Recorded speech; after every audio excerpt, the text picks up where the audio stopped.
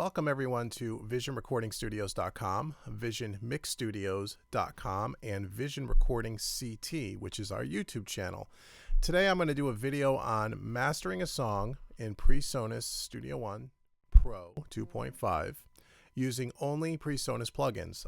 I did a video about a month or so ago about mastering a song using third-party plugins, and I got a lot of requests asking me could I do the same thing with the Presonus plugins, and of course you can. So I'm going to take you through that and show you what I do to master the song, and which includes a little bit of EQ, a little bit of compression, and also some limiting to bring the overall volume of the song up to a commercial level. So here is Studio One Pro, the project page. And again, if you want to know how to get your song from the song page into the project page, go back and check out my last mastering video. I do that in detail and show you how that's done, so I'm not going to repeat it here. If you are not using Studio One Pro and you're using another DAW, that's okay as well. Any mastering software that you have, these same techniques will apply, even though this is kind of customized for the guys and the gals using Studio One Pro. So here we are on the project page, and we have a song here that I mixed myself. It's not a song I'm only mastering that I didn't mix. I actually mixed this track myself as well. So let's give a quick listen to maybe an intro, verse, and a chorus, about a minute's worth, just so you get a feel for the song. You can kind of listen to what it sounds like in its completely mixed state. So here we go.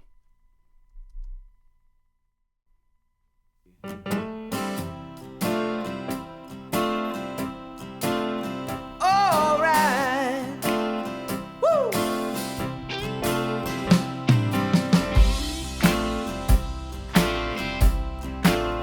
Oh, baby,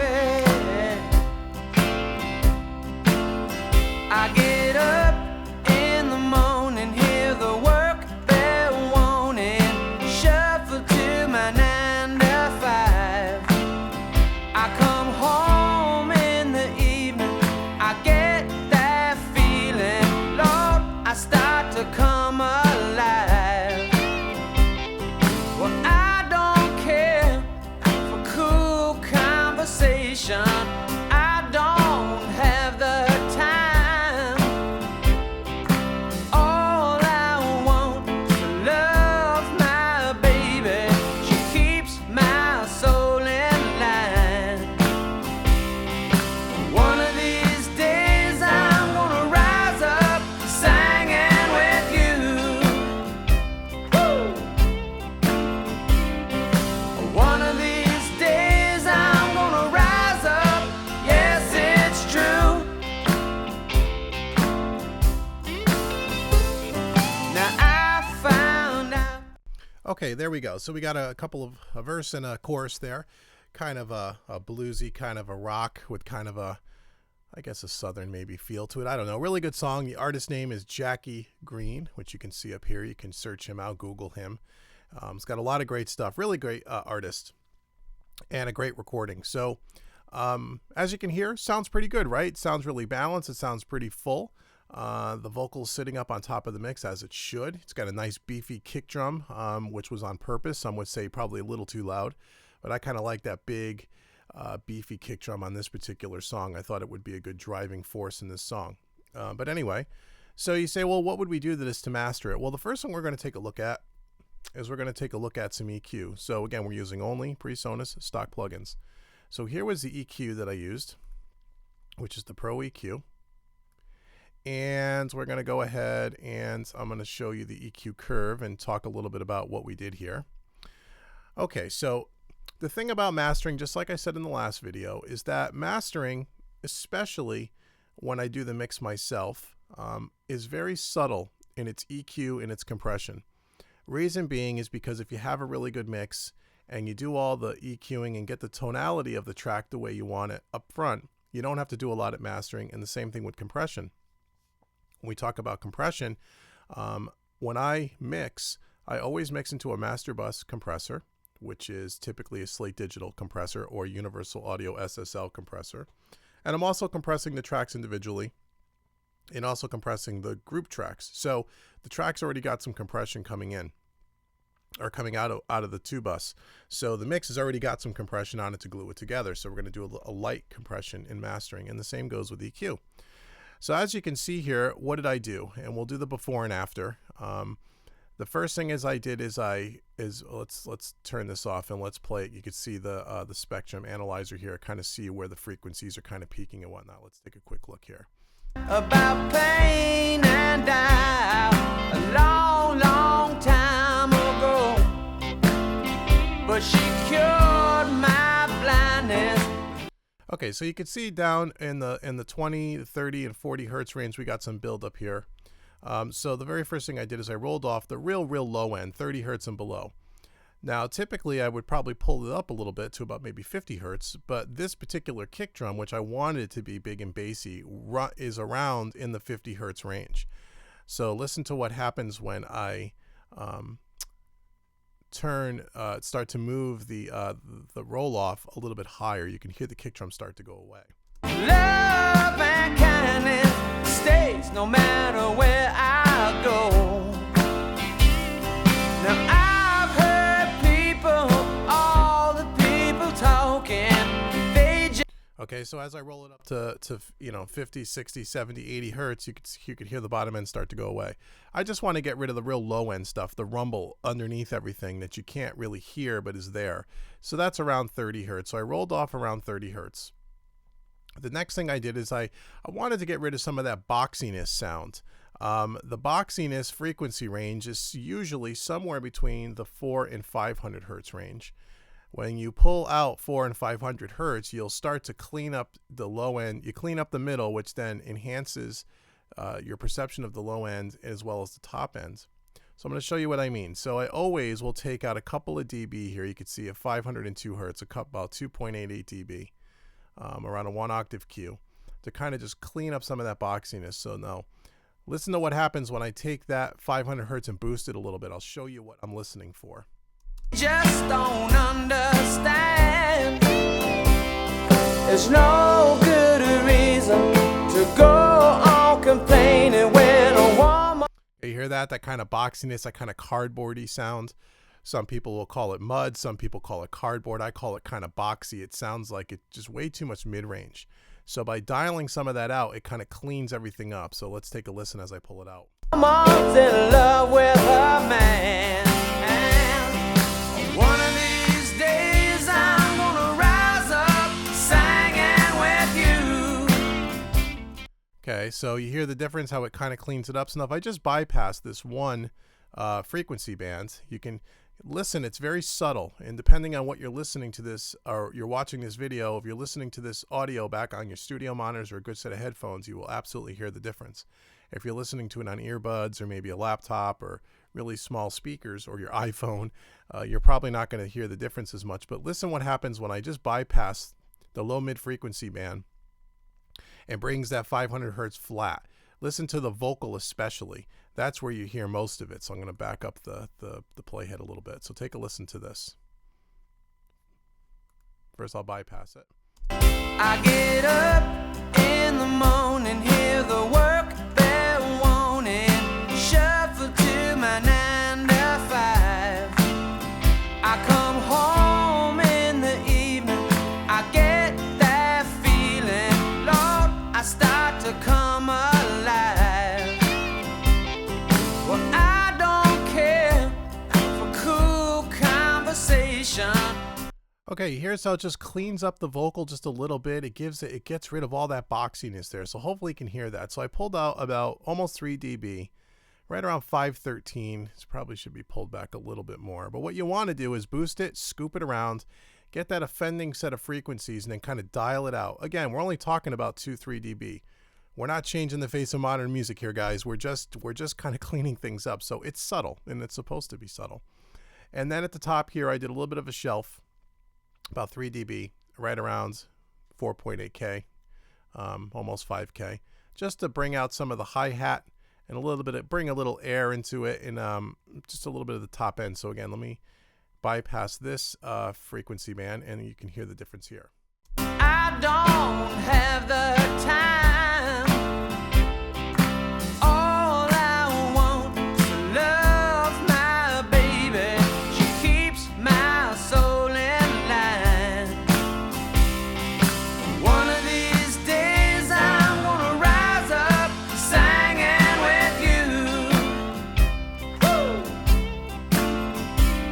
Okay, so hopefully you can hear the snare drum cut through a little bit more. The hi-hats get a little bit brighter. The whole track just gets a little brighter, which is what I was looking for. So it's a little bit of a shelf, a little bit of a dip at about 500 hertz, and then rolling off the real low ends at 30 hertz. And that brings us from this totally bypassed. One of these days I'm gonna rise up. Yes, it's true.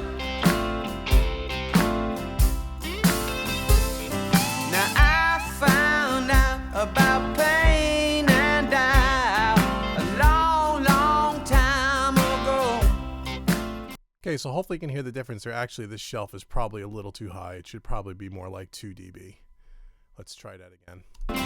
But she cured my blindness with love and kindness. Stays no matter where I go. Now I've heard people all. Okay, perfect. So now we got a little bit of a shelf, not too bright, a little bit of the boxiness taken out, roll off the low end. So that's our EQ, okay? So pretty simple. Few EQ moves using the Pro EQ. It sounds wonderful. It gets the job done. So now let's move over to our compressor. And what I decided to use here was just a stock compressor, not the multi-band compressor, as that's a little bit more complex and you can get the same result here. So with the compressor off, let's just take a look at what we're looking to compress here. So as I said before, when I mix these songs, when I mix this song, I've already compressed the tracks individually in the mix stage. I sent it through a mix bus compressor. So the track is already glued. It's already mixed. It's already compressed. I don't want to smash the hell out of this at mastering and get rid of all the dynamics. All you're really looking to do is just catch the peaks. That's all you're looking to do. So I set it a ratio of 2:1. Okay. So it's not overly aggressive. It's not gonna squash it too much. Okay.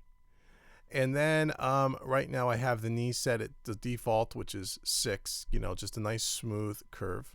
Okay.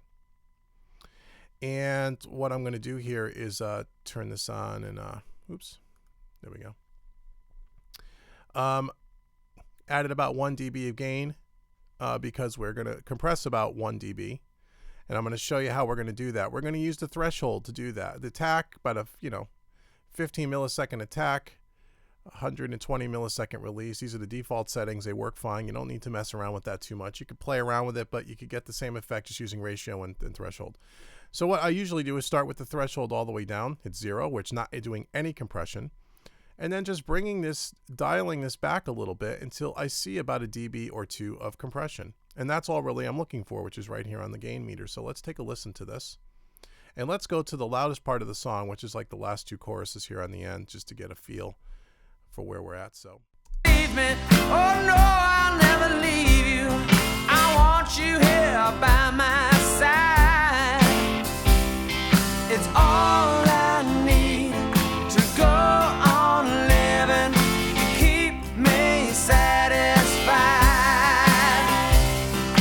One of these days I'm gonna rise up singing with you. All right, right. One of these days I'm gonna rise up. Yes, it's true. okay, so when you toggle the compressor on and off, again, it's very subtle. But if you listen to the kick drum, the snare drum in particular, you're going to hear how the kick and the snare kind of feel like it's moved forward a little bit. It's a little more present in the mix. It's tightening up the low end especially. So let's take a listen again. I'm going to toggle it on and off. And again, try to focus on the snare drum, and the kick drum is where I think you can hear it the most. But you hear the track start to come forward a little bit. And again, by toggling on and off, it's not really any louder because I'm reducing about 2 dB, and I've only added about a dB of gain, makeup gain. So you want to make sure that you level match your plugin. So when you toggle it off, it's not much quieter or louder than when it's on. If it is, then you have to use the makeup gain to adjust so you could kind of hear it and compare apples to apples at the same volume level. It should just feel a little tighter, a little thicker. So let's take a listen again. At first, I'm going to keep it off, and I'll toggle it on and off a few times. Oh, baby, don't you leave me. Oh, no, I'll never leave you. I want you here by my side. It's all I need.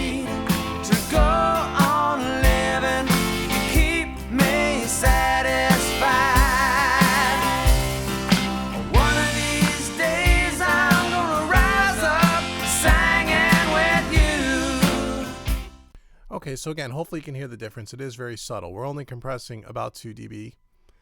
That's about it. A 2-to-1 ratio. Again, you can play around with the threshold and get what you like, but I would caution you against a ton of compression because you're going to squeeze the dynamics out of the song. And once you start to hear the compressor and it starts to give that pumping feeling, or if it's real obvious when you hear the compressor, when you turn it on, then it's too much. You want to have to really focus and reach for it. You want to be able to kind of listen and have to focus on it to actually hear the effect. Any more than that, really, in my mind, is too much.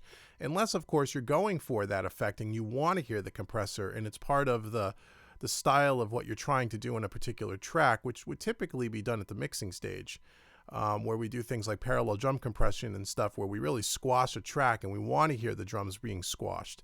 That's a different thing. On mastering, you're just looking to tighten things up. You're better off with a little less compression than too much every single time, in my mind. Again, this is just one guy's opinion. I'm sure there's guys out there that would totally disagree with me, but that's just how I do it, and it seems to work well for me. So again, that's our compressor. So we've started with the EQ, went to the stock compressor, and now we're going to add a limiter. So we could bring the volume up to a commercial volume, an industry standard or commercial sounding record. How loud should it be? And this is where you could sit around and people could debate this all day. And I've said this a million times. In my mind, and a lot of other people's minds, by the way, a lot of professional mix and mastering guys that are a hell of a lot smarter than I am, have kind of determined and kind of, given kind of a golden rule of thumb, a guideline, if you will, that at RMS level of -8 to -10 dB is a good, healthy master that is not on the verge of clipping. It's not going to be so loud that it's blowing through the speakers, but it's also not too quiet to where it doesn't compete with a commercial record. Now, again, every mastering engineer may do things a little different, and if you go pick 10 of your favorite pro artist CDs and put them in to your control room, load them into your computer, and listen to the mastered versions of, pick any 10 records, they're all going to be a little quieter, a little louder from each other. There is no absolute. Some people will tell you with modern music, you want it to be so loud that it's just, you're pushing it to the edge with pop music and stuff, or dance music or something like that, or even some like metal. If you remember the latest Metallica record, Death Magnetic, from a few years back, one of the things they were criticized with is that the thing was so loud that you could hear the distortion in the final master. They were really criticized for that because it was mixed and it was mastered so loud. So again, they call that the loudness wars. We're not going to spend too much time on it. I could tell you -8 dB to -10 dB RMS is a good, healthy master that will compete with any recording that's on the radio, more or less. So how do we get there? So let me move the limiter over here towards the meters. What's great about Studio One is you have this nice meter down here, and we have these numbers over here. We have the blue numbers and the white numbers. If you put your cursor over the blue, you'll see that the blue numbers are our peak level, and our white numbers are RMS level. Okay, so our goal is to use the limiter so we can get our RMS level up to a -8 to -10 dB at the loudest part of the song, which in our case is like this last chorus here. So with the limiter off, let's just see where we are. Now we're going to keep our eye on the white numbers. That's what we're looking for. So let's take a listen and a look and see where do we start off before we added any limiting. Now we added some compression, we added some EQ. Where is our RMS level at this point? Let's take a look. Oh, baby, don't you leave me. Oh, no, I'll never leave you. I want you here by my side. It's all. So you can see we're around a -15, -18 dB. Again, if you watch my mixing videos, you'll know that I mix at a conservative level, and I don't bring a track that is really hot to begin with. So we're going to boost this up a little bit. I like to do things conservatively and use the limiter as a way to bring it up to the level that we'd like. So we're running around a -15. We want to get it to about a -8, right? So we're going to add about 7 dB gain here. So we're going to turn on our limiter. And let me caution you that when we start working with the limiter, the music here is going to get considerably louder. So turn down your headphones or turn down your studio monitors a little bit if you would, so I don't blow your ears out, okay? So let's turn on the limiter. I'll show you the settings that we use. Now on the Presonus limiter, which is really nice, it's really simple. We're not even going to look at the meters here, although you could use them. We're going to be looking at the meters down here in the project page window. Okay, the inputs, you're going to set it to 0 gain. The two most important dials on here are the ceiling and the threshold. Okay, the release I leave at the default setting. The ceiling means how loud do you want the music to be? What is the absolute loudest you want it to be on the meter? The default is set to 0. Okay, that's where the default is set. I don't like to push it all the way to 0. I like to back it off about 1 dB, just to make sure that we don't get, because once you get into 0, or if it just clips a little bit ahead, it's going to start digital clipping. So I always set this to a -1 dB. Okay, and then the threshold typically starts. I start off at 0, or excuse me, all the way down here to -1. And we're going to start to pull the threshold, and as we pull the threshold back, you're going to hear the volume get louder, and we're going to be watching these meters to get to that -8, -10 dB range at the loudest part of the song, and that's where we're going to set it. So keep your eye again on the meters, on the white numbers down here, where we started about -15. We're going to somewhere around -8, -10, and we're going to do that by using the threshold knob. So here we go. Oh, baby, don't you leave me. Oh, no, I'll never leave you. I want you here by my side. It's all I need to go on living. You keep me satisfied.